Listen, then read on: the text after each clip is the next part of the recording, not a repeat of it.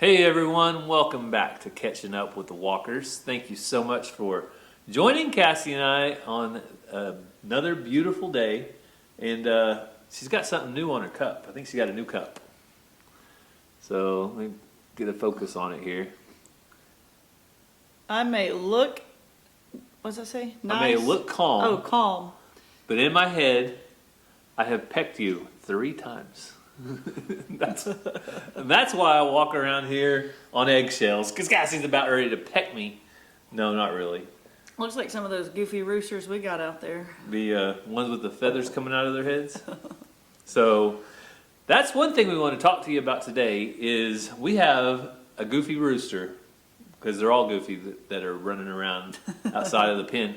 But we have a rooster that we've had a lot of comments on our videos because people see it in the background. It makes me just want to face palm when y'all comment about the rooster. Hopping along. Well, they're look, people have concerns, Cassie. And they just want to make sure that everybody on our farm is healthy, happy, and successful. Well, those roosters are destined. Y'all have to realize, if you have a concern, so does 80 other people, and they have DM'd us, emailed us, messaged us, all the things.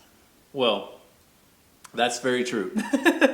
And we get to see all the messages on Facebook and on YouTube. So about the 10th time I've read it, I may not respond very nicely. Or you may not respond at all. So just a FYI, there's some things on our farm that catch people's eye or attention. And one thing recently has been a rooster that kind of walks with a hobble. Which I walked for a hobble and still kind of hobbling. They're not worried about you that much. They're not like, won't you put her out of her misery? So we do want to talk about, though, what is going on with that rooster and how did it get that way? Yeah. And I don't know. So there's options. One, things happen with animals. Things happen with animals. 2, just because an animal's limping doesn't mean it's going to not stop. Or obviously, if an animal's limping, we've checked on it to make sure it doesn't need any immediate attention. But we have a hen out here in the big pen who limped for months. We would pick her up and check her over and and then one day she quit limping. And then a couple weeks later she started limping. Back. Then she limped for 2 or 3 days, and then she didn't limp. She limps when she feels like it. She has a limp that only comes on days that ends in Y until she doesn't want to. Then she doesn't anymore. So we do check on our animals, though, and when people do point that out, we do probably usually have already checked on it. We know about obviously, if you see it limping, we've seen it limping. we know about it, and we check on it. But the big question is, how did it get that way? Yeah. And so we have had maybe 2 or 3 instances where a coyote, or coyote, as our friend Keep It Dutch likes to call it. Coyotes. They're not coyotes. They're coyotes. Potato, Cassie. Everybody can say it different if they want to. But we've had 2 or 3 instances where we have seen them somewhat close to the house. Yep. Usually, it's right after we get our hay baled or mowed and then baled up. The coyotes come closer because there's usually some type of varmint in the field that's been hit with a mower or something like that. Well, wasn't too long ago, we got our last fall cutting of hay, and it was it's probably been about a week now, maybe a little bit longer, but 11:38. It was longer than a week ago. It was longer than a week ago, probably 2 weeks, 2 or 3 weeks. So go back, you can look at our videos. It was before the rooster started limping. It was about the time the rooster started limping. Yeah. So you go back though, and about 11:38, I do remember that because I looked at my phone, and then I also looked on our camera, heard a cat. You want to did you hear the cat? Well, it woke me up. Okay, so it woke Cassie up. Since I'm the good sound effects person, do you need me to Yeah, tell I them? want you to tell them what the cat did. Hang on, I gotta think. It was a horrible screech. And so I instantly thought Sue. So I thought that our cat, Mr. Jingles, had attacked our other cat, Sue, and hopefully she didn't. And Gary was like, "Oh no, you didn't." Oh yeah, you don't mess with Sue on my farm. I tell Mr. Jingles to get to the house, and he goes to the house. You stayed in bed. I knew Gary would take care of it. So I walked outside, and Look to, I say this, didn't have a lot of clothes on. I did have some clothes on. We don't need a mental picture. I did have some clothes on. I wasn't fully clothed. It's almost midnight, and I had to get out there and hurry. So I walked outside, opened up our back door by our carport, and I looked straight out, flipped the light on. We have a big floodlight. Looked straight out, and there is a coyote in between me and the shipping container. And so if you know where that's at, if you've been seen our videos, some of you have even been to our house when we had our pig processing a while back. How close do you think that coyote was being in between? 30 yards? Oh. 20? Probably like 30 feet. You know what I'll get with this? 10 yards, maybe 15 yards. 30 to 45 feet away. The container's probably like 30 yards, huh? Yeah. I don't even know if it's that far. We can go measure it off Anyway. later. But it was super close to the house, way closer than it's ever been before. And this is what made me think that the rooster could have also had an attack. We think the cat was either startled or attacked. Well, but Gary came right back in. I heard the whatever that thing's called that the pew-pews are in. The safe? Open, close, and I heard him go right back up, and I was like, I should probably get out of bed. Yeah. But I get out there, and I'm like, where's the dogs? So the dogs were behind the shop where the roosters hang out. Because if you know coyotes, they usually bait and switch and cause distractions. So the dogs all headed out there because I think there was probably more. And then that one was coming in towards the house. Yeah, they have a strategy to deflect, and sometimes they'll lure a dog away from a home, and it'll be just one coyote just by itself and, acting like it's scared and will run away. Well, the dog chases it, and all of a sudden, boom, they get pounced by multiple coyotes. So I ran back outside with my pew-pew, and there was not a coyote to be seen. I grabbed my spotlight, I grabbed that, I got it ready to go, and unfortunately, it was nowhere to be seen. Probably would have been kind of tough to do by myself with the spotlight, but where there's a will, there's a way, and I have a will, but I did not have a way to get it that night. That's when we noticed the rooster limping. So did something happen? Did it startle it and they roost out there like on the gates and stuff? Did it fall off of that? It doesn't have a visible injury. It doesn't have bumblefoot or whatever it's called. So we've just allowed it to be because it gets around and eats all the things. And like we said, we have that other hen who limps when she feels like it and doesn't when she don't. So that's the story on that. Yeah, it's really not a big deal. Well, there's nothing keeping it from eating. There's nothing keeping it from drinking. There's nothing it goes all over the place. There's nothing that keeps it from roosting at night. And so it does all the things that it needs to do. And like Cassie said, eventually our hen quit limping, and then she limped again.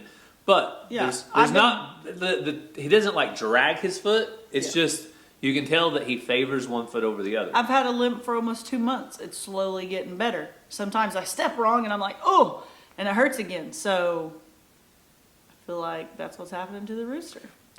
If it was leg was dangling, if it had a sore, if it was if you could see some blood. Yeah, then there would be something to do. But there's nothing to do, people. Well, there is. Well, my dad keeps saying he'll eat it. Oh, yeah. Well, there is one thing to do, and that is basically it. That is put it in a stock pot and make some yummy chicken and dumplings whenever it gets nice and cool. Would you guys rather us do that? I think they're good with that. Okay. As long as I don't want to see it go to waste, but we also don't like to eat animals that are unhealthy. But there's nothing that we can tell that's that's something else we were trying to figure out. I'm not going to eat a mangled, gross, nasty, whatever animal. So we were trying to, see things. But it doesn't, its limp doesn't mess up its daily life. So back to our predator problem and our coyote. So the most concerning thing about a lot of this also happened the other day when that possum or armadillo came out of nowhere, and the dogs just sat there and looked at it like it was their best friend. The dogs were up here when the armadillo was out there. I'm not sure. Usually they bark and stuff. They must be tired. So I'm thinking that they are either getting like just okay with things coming up, or with coyotes, you never really know the relationship between a dog and a coyote. Different dogs are obviously different, but some dogs are more tolerable of coyotes than others. Xena will not tolerate any other dog at all. Well, and if Xena's going nuts, then Shelby usually goes nuts. If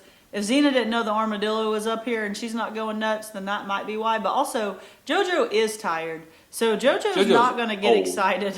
So that could possibly make Shelby think, oh, well, he's not getting excited, so I'm not going to get excited. So, but Shelby's very much, if a car pulls up or anything out of the ordinary, we got to like call her off. Yeah. So I'm not sure what's happened in the middle of the night. She must be sleeping real hard. I've told all the FedEx guys and all the UPS guys there's a locker halfway down the driveway. If you want to drop the packages there and snap your picture and send it off, that's fine with us, because Shelby has a much bigger bark than she has a bite. She's never bit anybody, but she will bark really, really loud. I don't know if that's the poodle coming out in her. I know some of the big poodles bark and are pretty defensive, but next dog we get might need to have a little more of a watchdog background in it. Next dog we get? After something happens to these dogs, we're not getting more dogs. We don't need more dogs. Okay. So instead of 2 dogs sleeping on the porch all day, then we would have 3 dogs sleeping on the porch all day. No, but really, the breed that Xena has been a really good breed as far as being defensive against predators and strange animals coming up. Yeah. So hopefully, if the coyote problem doesn't get any better, I'll hit up Dutch about his traps and all his mechanisms that he's using over there to deal with them. I know that Growjack has had some success with trapping coyotes, so I can watch some of his videos. You'll probably just catch JoJo or something. That's my worry, is I'll catch one of my somewhat lazy dog, but they would find their way into that trap one way or the other. No, I don't. We haven't had a big coyote issue, but right now is calving season, fall calving seasons, and that's another topic I wanted to touch on. We've had a lot of people ask about our little bull calf that was Cece's that we lost. It only weighed 29 pounds, and it was, in my thoughts, it was premature. It should have been closer to 50 pounds. 45 to 50 pounds would be a normal Highland calf. And a lot of people have asked if it was premature, and yes, we believe it was. Yeah. But at the same time, it was just... Well, I told Gary, if we keep it out there, a coyote's going to eat it tonight, because they smell what just took place. That's going to kind of draw them in. Mm-hmm. It's kind of helpless, and then if mom's not going to be overprotective. But previously we did have, when we first moved here, we did have a coyote problem. But with the dogs and with us firing at them and things like that, they've moved out. But every time we get our hay mowed and baled, it's a problem for a little bit, because it's like they forget the house is there till all the grass is gone. Yeah, I think they hear those mowers going and they know history, like, oh, last time that happened, I got a meal, so the coyotes just come in. But the calves being premature, and we did everything we could to save it, but it was just not meant to be. But I've had people ask about that, so I wanted to let you know. I think that it definitely was a premature calf. Yeah, because we shouldn't be having calves for another week or 2. Yeah, so they were all bred to start calving in October, and as you know, that's not quite here yet. So we'll be looking for more calves on the ground, and we'll also be looking for more coyotes, because that first day, basically, when those calves are brand new babies, is prime time for a coyote to come in and take advantage of a baby helpless calf. Yeah, some other comments I've seen is people say we seem to be having a lot of trouble with Highlands. I don't necessarily think we're having trouble with Highlands. I think just farm things are happening, because when we lost Isla, was that her name? Isla was the first loss. First Highland calf lost, and she was beautiful. She was, what color was she? I think she was officially a dun, but she Yeah. was close to silver. Yeah, and it was a little heifer, but her mom raised her for several weeks, and she was doing just fine. And then the neighbor came running over because he heard something in distress, and what she had done is she had laid down in the creek. We have a wet weather creek, and it was dry. She laid down in that, and just so happened there was a root growing out of the ground and back into the ground, and she got her leg underneath there, and then when she started freaking out, she got hung up. So that was a freak accident. And then with Maymay's mom, Charlie. yeah, she, we think, she always had kind of a cough. So we think there was something going on internally, but we're also maybe think she got a hold of some grass she shouldn't have had. So again, a freak accident that could have happened to any animal.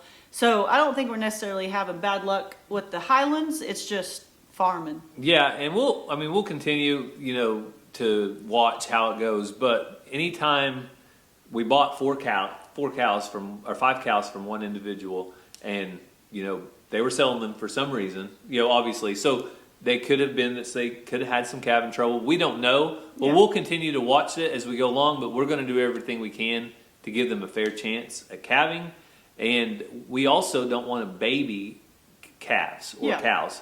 We want them a mama Baby cow. as in like, we don't want to have to intervene all the time. Yeah, we don't want to have to rush in, steal their baby, and Put them on a bottle. People have asked why did we, or sometimes people wonder, why do you pull a calf? For us, it is a last resort. Like, it is the very last thing we want to do is take that calf away from its mama, because the mama gets colostrum, which is a natural, it passes on things that will give it a natural defenses and build its immune system. And the mama gives better milk. You can't mimic the mom's milk. Like the chemicals or whatever is fortified and made in a factory into a bag of milk replacer isn't going to be the same thing that they get. So also just being with the herd and learning how to, be in a herd is good for those baby calves. So I keep yawning. we're going to do everything we can though to keep that baby with his mama. Cassie likes to yawn. You guys say I'm lacking oxygen. I'm breathing.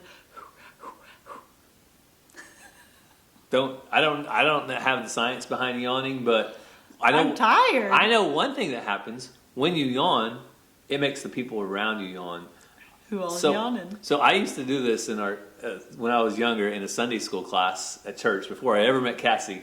I would purposefully, I would wait till halfway through the class and I'd go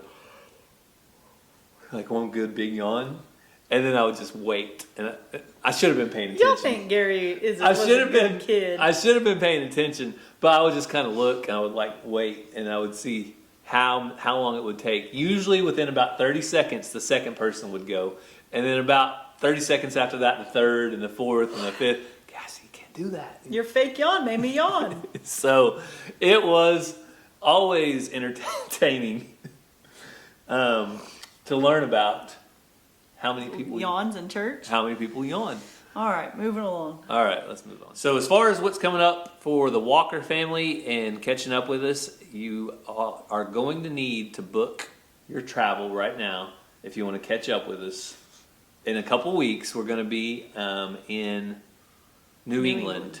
So we will be coming to New England. If you guys know, we're trying to do all 50 states in 5 years.